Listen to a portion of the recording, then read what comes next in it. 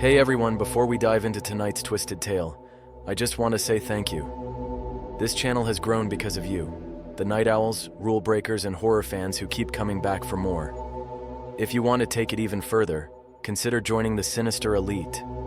It helps me tremendously to keep the stories coming, and you'll unlock exclusive emojis and members-only perks along the way.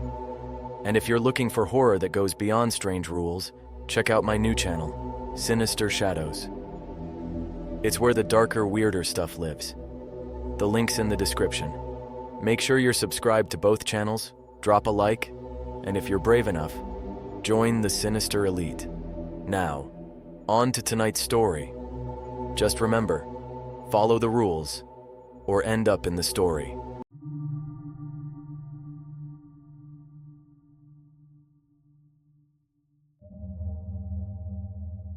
Look, I never wanted to be that guy. You know, the loser still working delivery at 30, wearing a hat shaped like a pizza slice, barely able to cover rent, barely able to cover gas, living off leftover breadsticks and generic brand energy drinks. But here we are. I work for Tony's Pizza Crypt, a place that specializes in late-night delivery. Real late, like only after midnight. And before you ask, yes, I asked Tony why.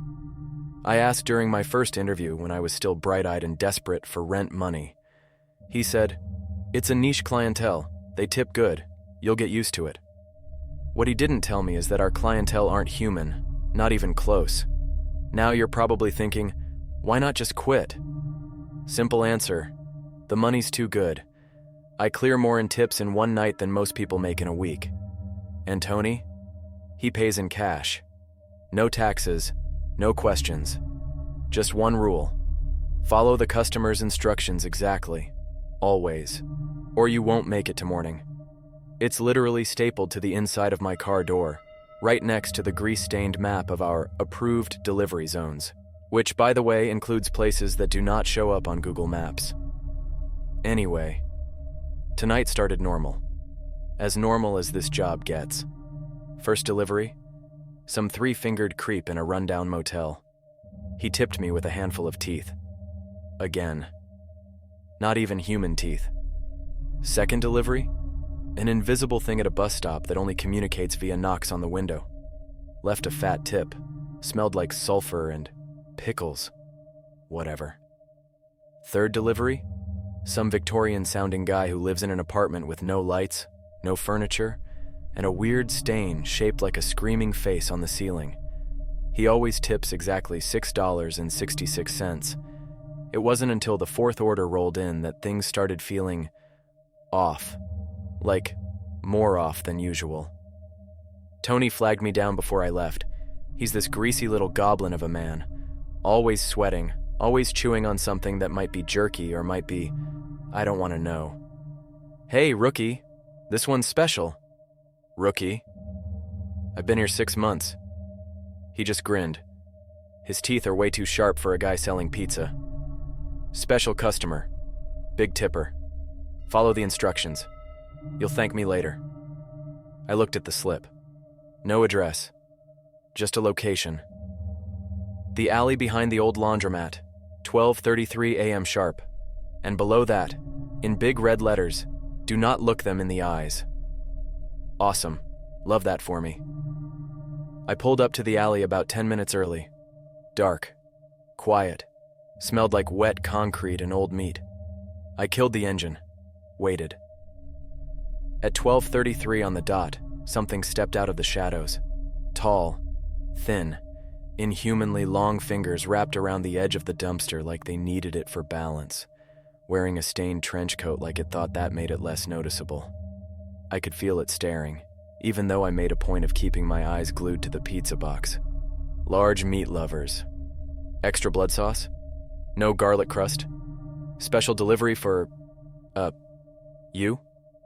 Smooth. Real professional. It reached out. Thin fingers. Too many joints. Long black claws clicking on the cardboard.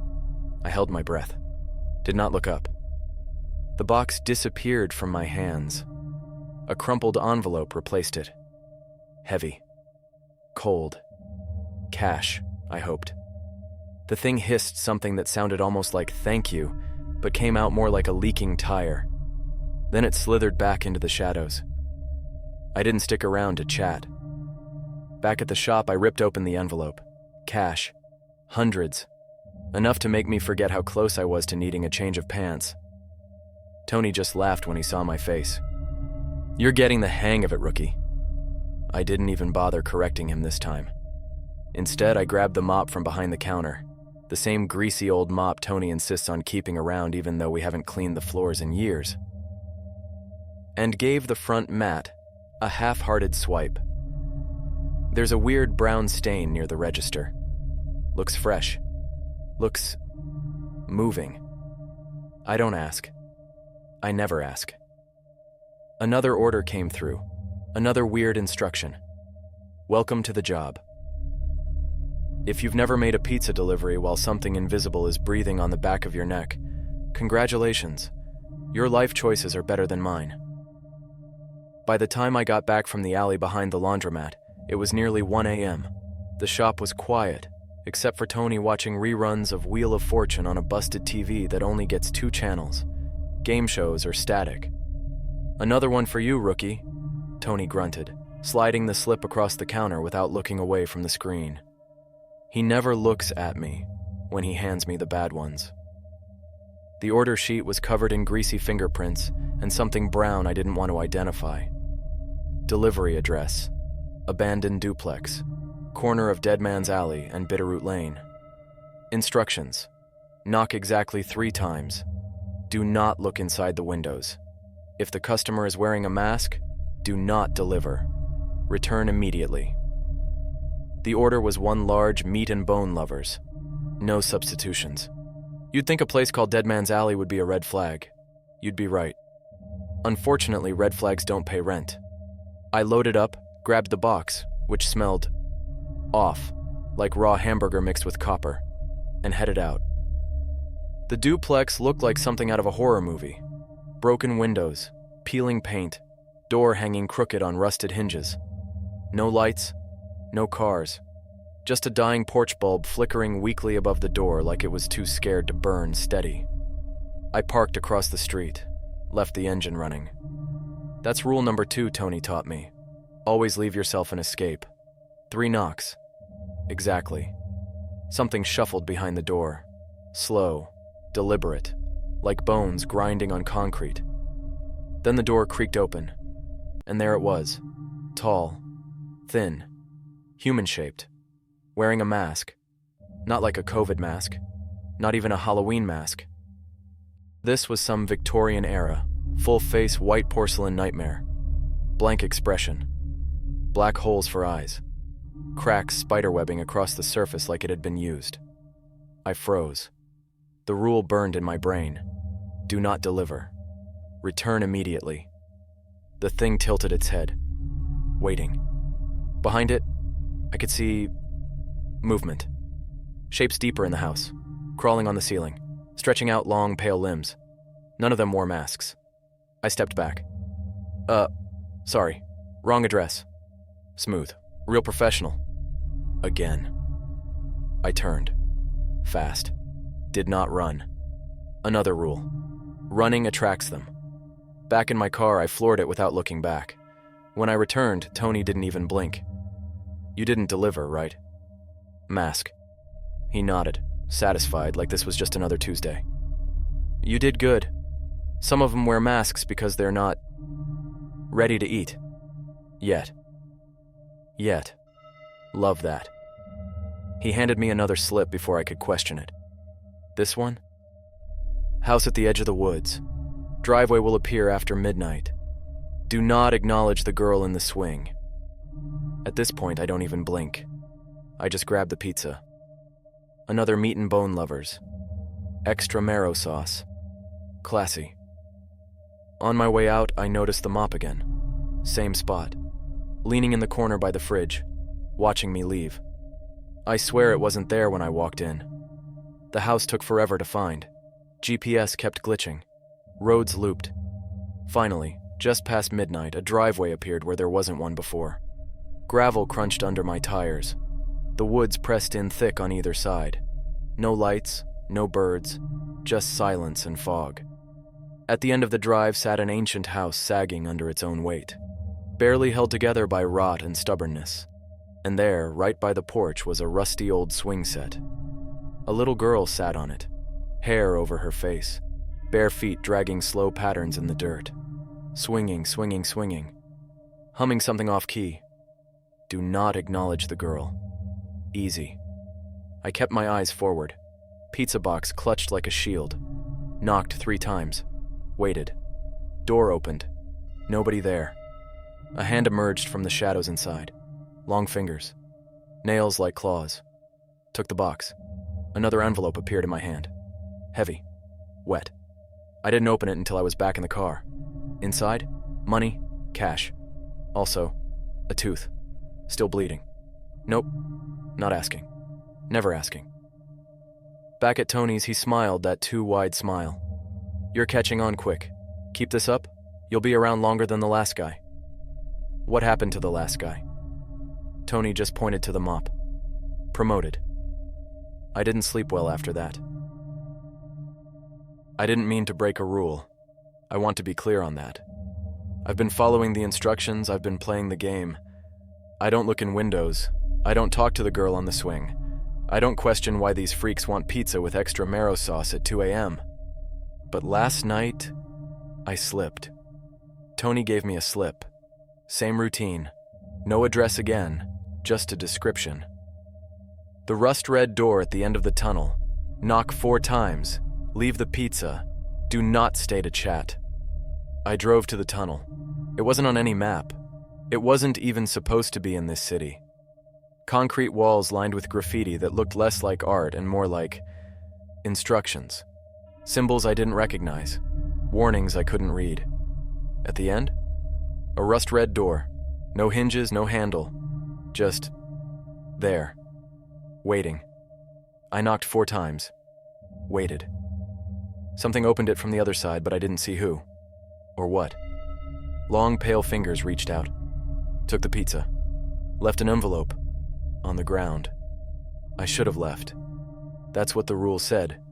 Do not stay to chat. But there was something in the door's reflection.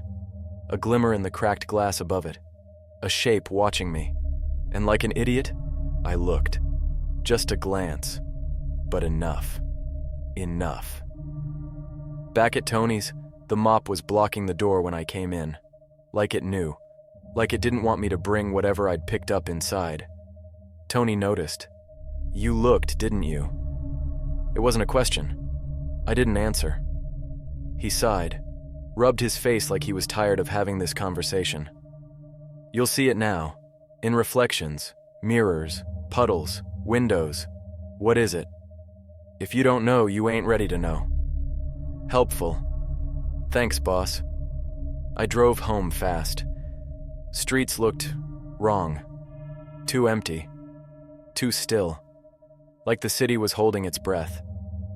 When I pulled into my apartment lot, the headlights caught something in the second-floor window. My window. It looked like me. Same clothes, same hat, same tired eyes. But it didn't move when I did. It just smiled. Wide. Too wide. And its teeth weren't teeth anymore. Just rows of tiny wriggling fingers where enamel should be. I blinked. It was gone. Inside, my apartment felt colder. Not in a temperature way. In a something's watching kind of way. Every reflective surface had a smudge I hadn't noticed before. A handprint. Always on the inside. Bathroom mirror? Handprint. Microwave door? Handprint. Even my phone screen. I didn't sleep. At 3:33 a.m., my phone buzzed. New order from Tony's Pizza Crypt. No address, no instructions. Just, look behind you. I didn't. Not then. I sat there, shaking until dawn bled through the blinds. The next night, Tony greeted me with his usual toothy grin. You're still here. Good sign. I told him about the reflection, the phone, the message. He just laughed. You're in it now, rookie. In what exactly? He shrugged. Call it customer loyalty. You break a rule, you get noticed. That's the way it works. What happens if it catches me? You'll get promoted. He didn't explain, just handed me another slip. This one said, delivery to the glass house. Ignore your reflection. It's not you anymore. I didn't want to go, but the cash was too good. As I grabbed the pizza box, I noticed the mop again. Someone had leaned it against my car. It wasn't there a second ago, and scrawled in black marker along the handle, fresh and dripping. Stop looking. The glass house wasn't a house. It was an abandoned office building, all windows, cracked and gleaming like jagged teeth in the moonlight. The doors opened when I approached. No one inside, just reflections everywhere. Too many. I kept my eyes down, delivered the pizza to the reception desk, heard footsteps above me, saw shadows that didn't match my shape. When I left, my reflection stayed behind, watching, smiling. In the glass of my car window, it waved. I didn't wave back. I didn't go home after the glass house. I drove aimlessly until the sun came up. Gas station coffee, gas station donuts, staring at my own reflection in the windshield and wondering when it would blink first. It didn't. By 7 a.m., I parked behind Tony's, killed the engine and waited until he unlocked the door. He wasn't surprised to see me. Couldn't sleep, huh? Nope. Started seeing it everywhere? Yep. He just smiled, like this was all part of some long-running joke and I was finally catching up. Inside, the shop smelled like burnt crust and bad decisions. The TV still played static even though the power was technically off. Tony poured himself a cup of something dark and viscous from a coffee pot I'm 90% sure wasn't plugged in. I sat across from him. I want answers, he sighed. You think this is just pizza? I gestured to the weird slips, the monster customers, the moving mop. Kinda obvious it's not. Tony leaned back, lit a cigarette, exhaled something too thick to be smoke. This place, it's not really a pizza joint. It's a delivery service. Always has been. Always will be. We deliver things to the things that can't come out and get them themselves. Pizza? Sometimes. Sometimes something else. Depends on the night. Depends on the customer. He stubbed out the cigarette. The ash writhed like worms before going still. There's rules. You've noticed. Yeah. Like, don't talk to the girl on the swing. Don't look in mirrors. Don't deliver to guys in masks. Tony chuckled. Those aren't rules. Those are survival tips. The real rules are simpler. He ticked them off on his stubby, grease-stained fingers. 1. Never question the order. 2. Follow the delivery instructions exactly. 3. Take the tip no matter what. 4. Don't look for the last guy who had this job. 5. If you break a rule, pray. It notices someone else first. I swallowed. What happens if it doesn't? Tony's grin widened. You move up in the company. I thought about the mop, how it seemed to appear wherever something went wrong. How Tony looked at it sometimes like it was an employee, not a tool. You mean promoted? Like the mop? Tony didn't laugh. Later that night, I got my next order. No address, just a location. The street between streets. Entrance opens behind the old mall at midnight. Instructions? Do not speak to the doorman. Do not stop walking no matter what you hear.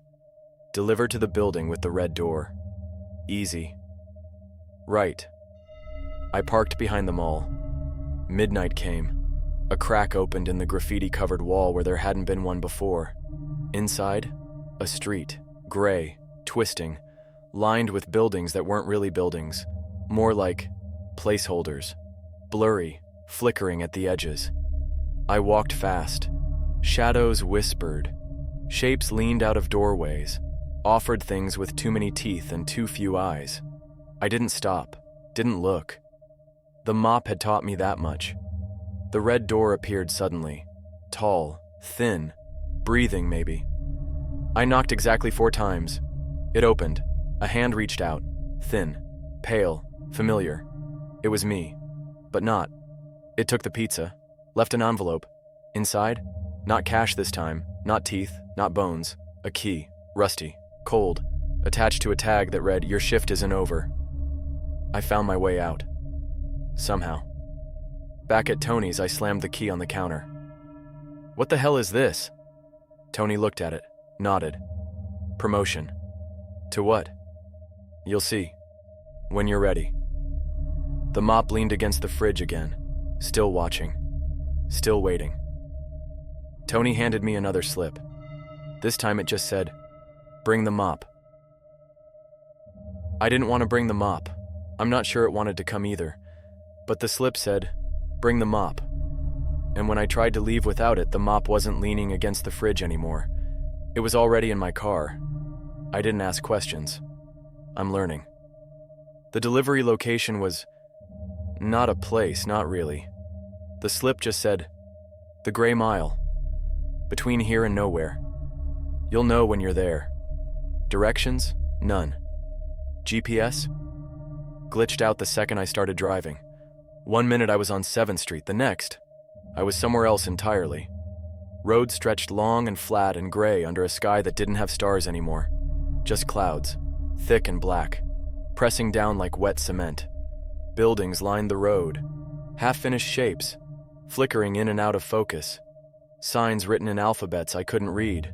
No people, no animals, no sound but my engine and something soft and wet breathing beneath the pavement. I kept driving. Eventually, I found the house. A shack, crooked, leaning sideways like it was tired of standing. The door hung open. Inside was dark. The slip said, "Leave the pizza, mop the floor." I carried the box inside. The mop followed me. Not kidding. It moved on its own, dragging itself behind me like a sulky teenager. Inside, the floor wasn't wood, or tile, or concrete. It was skin, pale, warm, pulsing, veined. The mop seemed happy to be here. I set the pizza down on a table that wasn't a table, more like a rib cage wrapped in burlap. The mop started working. Slow, deliberate strokes across the breathing floor. Wherever it cleaned, the skin grew still, stopped pulsing, turned gray, cracked. I didn't ask, didn't watch, just waited. Something came out of the shadows eventually. Tall, bent wrong, wearing a pizza hat. Not Tony's hat, mine. From my first night on the job, the one I lost behind the laundromat. It took the pizza, nodded once, left me another envelope. Inside, cash, teeth, and a photograph. Me, standing behind the counter at Tony's, smiling, holding the mop. Except I've never taken that photo. I drove back. Roads were wrong again. Turned corners that didn't exist. Past signs that pointed nowhere. When I pulled up to Tony's, the lights were already on. The TV was playing static. Tony wasn't behind the counter. The mop leaned against the fridge. Clean, still wet. On the counter, another slip. Final delivery, no returns. No address, just coordinates. Middle of nowhere. A dirt road I recognized from somewhere I didn't want to remember. I sat in the car for a long time, staring at the mop in the passenger seat. It stared back. "You get promoted after this, huh?" I asked it.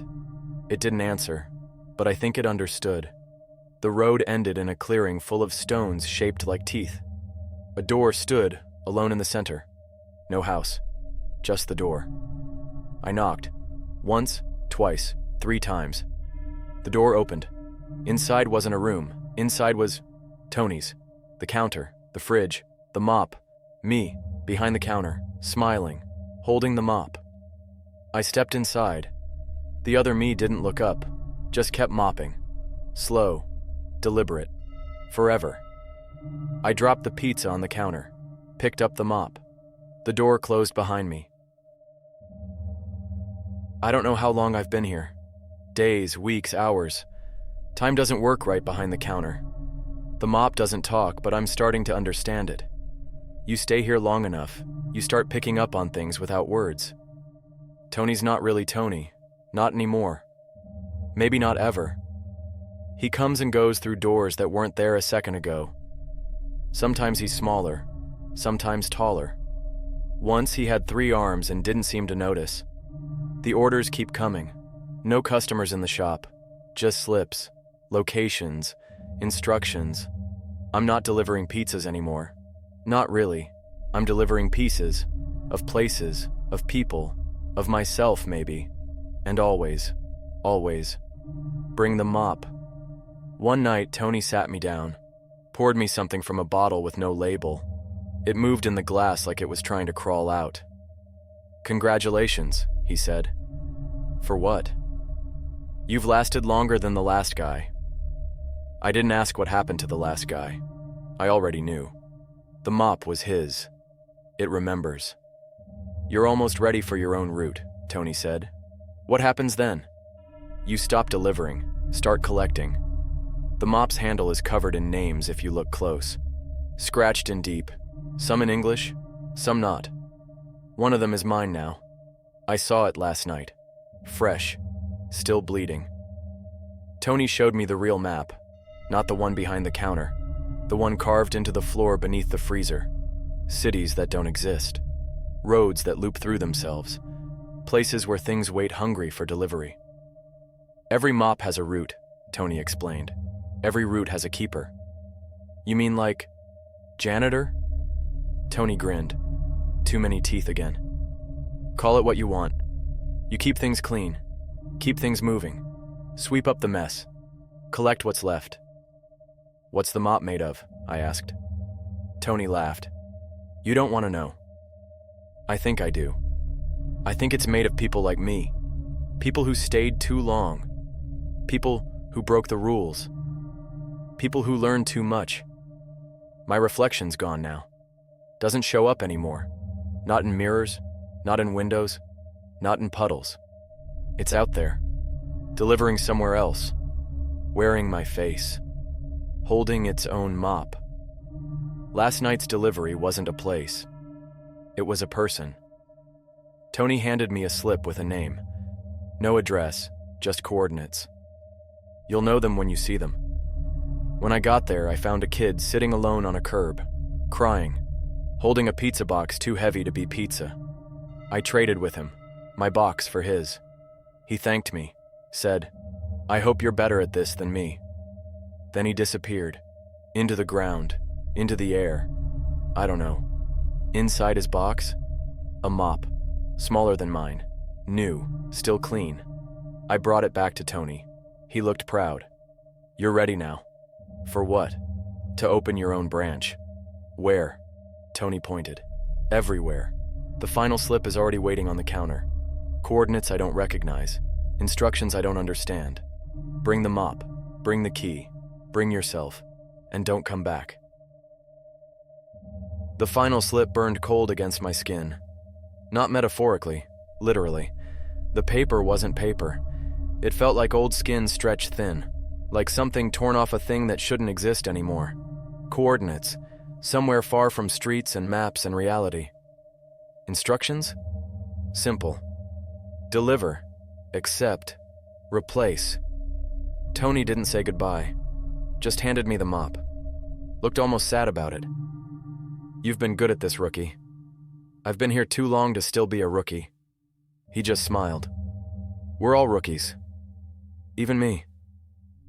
That didn't comfort me. The road wasn't a road. It was a seam stitched between worlds. Black thread through gray flesh. Stars hanging like rotten teeth overhead. I drove until the tires vanished. Until the engine stopped pretending it worked. Until walking was the only option left. The mop dragged behind me, leaving clean streaks across the filthy nothing. I don't think it was cleaning anymore. I think it was marking the way back. I reached the door eventually. There's always a door. This one wasn't standing in a building. It hovered, chained to nothing, bolted to air, wrapped in locks that pulsed like hearts. I had the key, the rusty one from that envelope weeks ago. When I unlocked it, the door didn't open so much as it peeled itself apart. Inside, Another Tony's Pizza Crypt. Identical, but wrong. The walls breathed. The oven dripped something that wasn't cheese. The register blinked symbols I couldn't read. The TV played static shaped like faces screaming. And behind the counter? Me. Or the thing wearing my face. Mopping. Smiling. It looked up when I entered. Spoke without moving its mouth.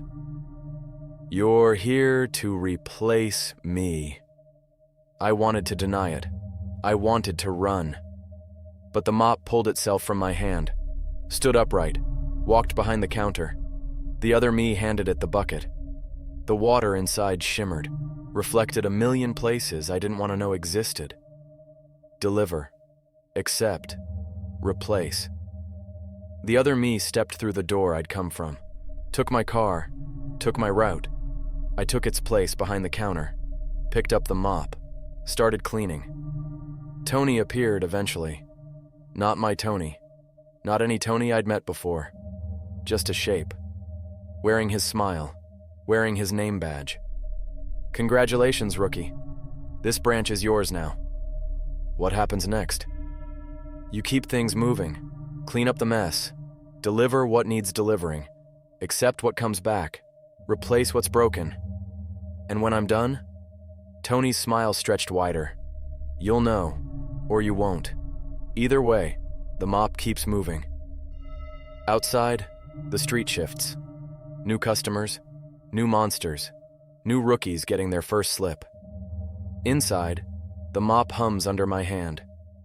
Satisfied.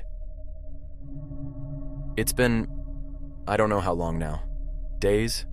Years? Time's funny behind the counter. The orders keep coming. The slips still appear, sometimes from under the register, sometimes from inside the oven, once from the mouth of a rat with human eyes that winked at me before crawling back into the floor. I don't ask questions anymore. That's how you end up like the mop. Tony stops by occasionally. Not my Tony. Or maybe it is. I've lost track. Sometimes he looks normal. Other times he's all teeth and hair and pizza sauce that bleeds in colors science hasn't invented yet. "You're doing good work, rookie," he says, slapping me on the back with a hand that leaves stains no cleaner can fix. I don't correct him anymore. I'm probably still the rookie, no matter how long I've been here. Deliveries? Oh yeah. Still running them. Still bringing pizzas to things that shouldn't be hungry. Still trading cash for envelopes full of teeth, bones, locks of hair tied in knots that scream if you untangle them. And sometimes I deliver myself. Little pieces, memories, smiles. They don't tip well for those. The mop? We've got an understanding now. It leads. I follow. It knows where the blood is thickest, where the floor is weakest, where the customers hide between the cracks of reality. Sometimes I think it's teaching me. Other times I think it's digesting me slowly. Either way, the floors stay clean. The reflection of me out there? Still running deliveries, still breaking rules. One of these nights I'm gonna have to mop him up too. Occupational hazard. I got promoted apparently. New badge and everything. Says, shift supervisor, floor sanitation specialist, sole custodian. Benefits are terrible. Hours are worse. But the tips? Can't beat them. You ever been tipped your own future? Weird, but tax-free. Tony says there's other branches, other rookies, other mops learning the ropes. We're not a chain so much as a network of inevitabilities. Somewhere out there, another poor idiot is clocking in for their first night. Another delivery slip's printing out right now, probably stained with something warm and moving. Good luck, rookie. Hope you read the rules. As for me, I'll be here, behind the counter, mopping the stains between realities, serving pizza to monsters with more manners than most people I've dated. Still got my hat, still got my name tag, still got the mop. Welcome to Tony's Pizza Crypt. We deliver.